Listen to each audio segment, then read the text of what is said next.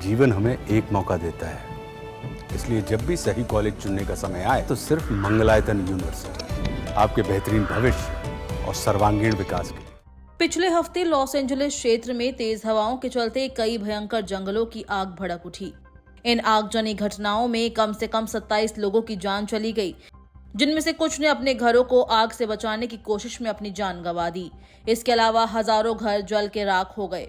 America के Los Angeles शहर में लगी आग अभी भी बेकाबू है। कई इलाके अभी भी जल रहे हैं और उनके नजदीक रहने वालों को घर छोड़ने के लिए कहा गया है। इस बीच आग से मरने वालों की संख्या बढ़कर 27 हो गई है, जबकि दर्जनों लोग झुलस गए हैं। अभी तक 12,300 से ज्यादा भवन जलकर राख में तब्दील हो गए हैं। $150 अरब से ज्यादा के नुकसान का अंदेशा है। लॉस एंजलिस के पैलिसेड्स इलाके में आग से सबसे ज्यादा बर्बादी हुई है। जंगल के किनारे के इस इलाके में 7 जनवरी को आग लगी थी, जो अभी भी बुझाई नहीं जा सकी है। इस इलाके का 23,713 एकड़ भूभाग आग की चपेट में आया है। अब जबकि हवा की गति कम हो रही है, तब माना जा रहा है कि सप्ताह के अंत तक आग को काफी हद तक काबू कर लिया जाएगा, जबकि ईटन इलाके का 14,117 एकड़ इलाका आग की चपेट में है। प्रभावित इलाके के आधे से ज्यादा भूभाग पर आग बुझ चुकी है।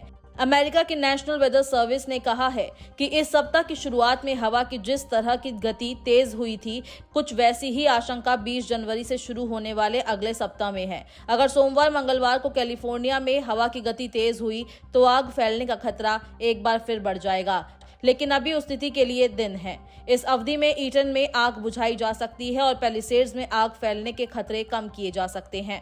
अमेरिका के लॉस एंजलिस में फैली आग को बुझाने का हर प्रयास किया जा रहा है।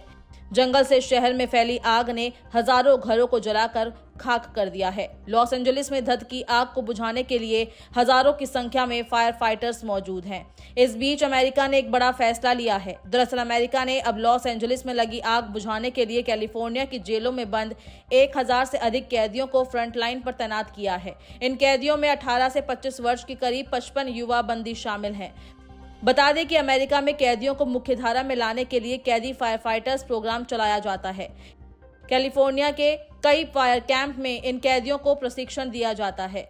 ये प्रशिक्षण स्वैच्छिक होता है। इससे कैदियों को जेल से बाहर आने, प्रशिक्षण प्राप्त करने और सजा कम करवाने का मौका मिलता है। इस प्रोग्राम में शामिल होने वाले कैदियों को पारंपरिक जेलों की तुलना में बेहतर माहौल मिलता है।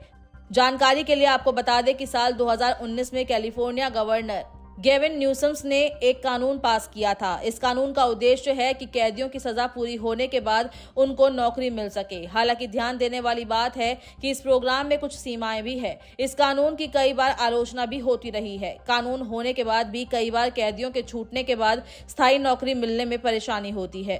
जहां एक तरफ आग का तांडव जारी है, इस बीच कैदियों के लिए ये आपदा में अवसर साबित हुई है। यहाँ पर आग बुझाने में लगे कैदियों को काबिलियत के आधार पर प्रतिदिन $5.80 से $10.24 का भुगतान किया जा रहा है। वहीं इमरजेंसी में नियुक्त होने की स्थिति में ये कैदी प्रति घंटे $1 भी कमा सकते हैं। तैनात कैदियों में अधिकांश को मदद करने के लिए 2 के बदले 1 क्रेडिट दिया जा रहा है। इसका सीधा मतलब है कि हर एक दिन आग बुझाने के लिए इमरजेंसी सेवा में काम करने के बदले सजा में 2 अतिरिक्त दिन की छूट मिल सकेगी।